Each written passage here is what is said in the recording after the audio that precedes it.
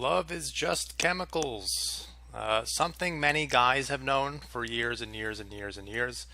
This science came out some years ago, a number of years ago, but people still don't believe it. Mostly girls. Girls think in movie love. They think that love is the thing that you see in the movies, where you're kissing under raindrops and everything is peachy and great, and you love forever until you both die.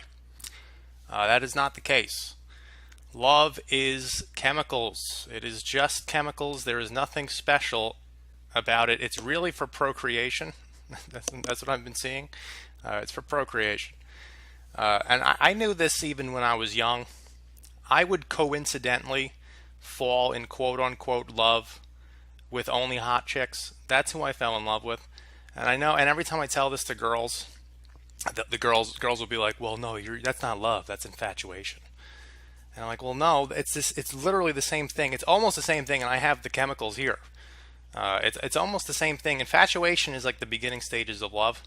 You can't really love someone, love someone, without infatuation. Whether it's a guy liking a girl for being hot or a girl liking a guy for being rich and famous, even though she'll deny it and say that it's just funny. It's just chemicals, and it's a lot to do with infatuation. Love, true love, true love is like how I loved my dog before he died. That's true love. Okay, so I've experienced true love. All right, I loved my dog Dookie before he died. But when it comes to movie love and love that girls talk about, it is literally just chemicals. Now let's just go into the difference between infatuation and love. I have a picture. I have a picture here that I'll try to get up, and it tells the difference. Even if you type in infatuation, difference between infatuation and love, the definition is literally, it says toxic and addictive love. It says love in the definition. You cannot, if it has love in the definition, it's love. The problem with this picture is that it loses all its credibility when you read the last part. The effect, the infatuation effect at the bottom, being controlled by brain chemistry, not the heart. Not the heart. The heart does not control any chemicals, I don't think. I'm pretty sure the heart has to do with pumping blood and cycling blood throughout the body. I'm almost positive. I'm not a cardiologist, but I'm almost positive that's what the heart has to do. So this does lose all credibility. It does look like it was written by a girl, a young girl who still believes in love. Life hasn't hit her in the stomach yet. Life hasn't given her that swift kick yet. This looks like it was written by a girl. But this is like everywhere. This is all I see. Because girls are usually obsessed with love and they write about it. So let's go into the chemicals. So this first test, the source is from pbs.org. This first test is done on prairie voles. I think a prairie vole was like a rat or something, a rodent. The quote says, "We can take a prairie vole female, inject her with oxytocin, and she'll bond with whatever male is around." So oxytocin, but I'll get more into that. For males, a related hormone called vasopressin promotes both pair bonding and fatherly behaviors like grooming young voles. So not only, it's not even sex, the chemical actually makes them bond and become a father. So it's really chemical. It's just love is all chemical. There's another thing from harvard.edu confirming this study with the voles. Lust or infatuation says, number one, lust or infatuation deals with testosterone and estrogen. So that was pretty obvious. Lust, the beginning stages of love, sexual attraction. Testosterone and estrogen have to do with sexual attraction. Testosterone has aggressiveness involved, probably for the sake of hunting out women. You need to be aggressive and make moves. Number two, and then it goes to the attraction phase. Attraction deals with dopamine, norepinephrine, which makes you giddy and energetic, and then serotonin, which reduces in the attraction phase. People who suffer from obsessive compulsive disorder also have low levels of serotonin, leading scientists to speculate that this is what underlies the overpowering infatuation that characterizes the beginning stages of love. Apparently I have low serotonin because I'm very obsessive compulsive. Attachment Then the attachment phase, the last phase. And it says it again: attachment, or quote unquote love, deals with oxytocin and vasopressin. So that's it. It's oxytocin and vasopressin. That's love. There's no such thing as this movie love, with this deep love that girls talk. It's just deeper oxytocin and vasopressin is what it is. Then I went into the difference. I wanted to know who falls in love faster and harder. I always knew it was guys. Guys are getting suckered in by girls. I knew this because girls will drop a guy like a bad habit. Source bustle.com: differences between men and women falling in love. Men fall in love faster than women. I think everyone knew that. Because men are really men. I think are the kinder people. Men are gullible, and we're like, you know what? It's a good world out there. I'm gonna try to hook up with this girl. She'll like me. I'll just do what the movies tell me to do, and just walk up to her, and she'll just say yes to hanging out. That's what's gonna happen. Number two, men say I love you first. This, from my experience, I don't know if this is always the case, but if a guy does say I love you to a girl, you've just doomed your whole thing. You've doomed your whole attraction thing. She won't be attracted to you anymore.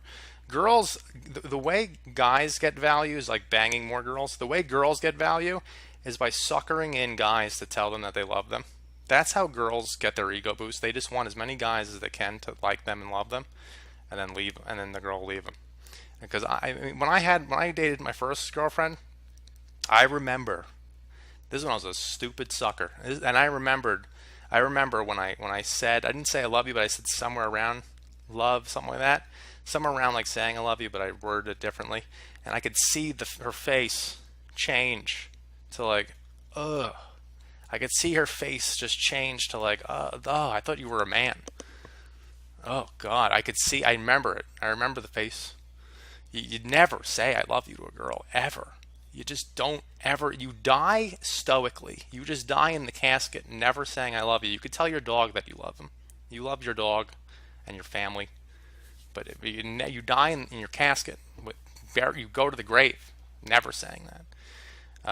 Number three, women say I love you more often. Yeah, because really love is so fickle with women. Women think that they fall in love with a guy every day. They don't really. Women don't. I don't think women really care as much as they say they care. Women say I love you more often. I think that is true. It's nothing to women. Number four, women are more likely to focus their love. I was reading more. I mean, it has no meaning when you just look at it like that. But then I read more into it. Focusing their love, it really was a sly way of saying that women go for a few guys. I kept reading. The next paragraph talks about it. Women will go for like a few guys. That's what focusing their love is, because they want to sugarcoat everything. They can't be evil. Women can't be bad. They got to be good. And woman probably wrote the damn thing. So they focus their love on like three guys. That's the difference. Guys will fall in love with many girls. We're not shallow. We're not picky. We're not shallow. We'll take you as you are. We're not judgmental. Number six, both men and women. Oh, sorry. Number five, women may be less visual when falling in love. Yeah, unless you're walking around with millions of dollars with just expensive shit on you, a woman doesn't care. A guy is more visual because a woman's value is their looks. Of course, we're going to be more visual. A woman's value is their looks, so we could just look at her bank account. We could see her bank account as soon as we see her. If I had my bank account number, I'm poor, so that wouldn't help me. But having a bank account number would make women much more visual. If you had your bank account number stamped to your forehead, if you were rich.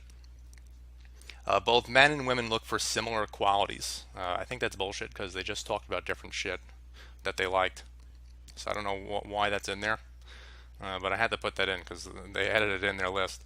Number seven, men are more likely to feel that their love isn't reciprocated. Yeah, no shit. These researchers did, however, find that men reported a higher number of love at first sight and love that was not reciprocated. Yeah, because guys will like many girls, and girls do not like any guys. They like three guys. But once the researchers discovered that some men were confusing lust for love in these circumstances due to the myth that men have higher sex drives than women, it was found that men and women fell in love pretty much the same number of times during their lifetime. So they fall in love the same number of times, men and women, apparently, even though they just said before that men fall in love. Oh no, they just said just faster. Okay, so yeah, so men and women will fall in love the same number of times as each other, but apparently women have a more focused love, so they're only loving three guys. So every woman is loving those three guys. Every woman apparently is loving those three guys, and every guy is loving every woman. So they fall in love the same number of times. A lot of this stuff everyone knew. Everyone knew this stuff. Every guy knew this stuff. But it's good just to know the exact chemicals that do it, the oxytocin and vasopressin. It's good to just see the science behind it. I mean, we all knew this was true. But having the science to back up the evidence is much better.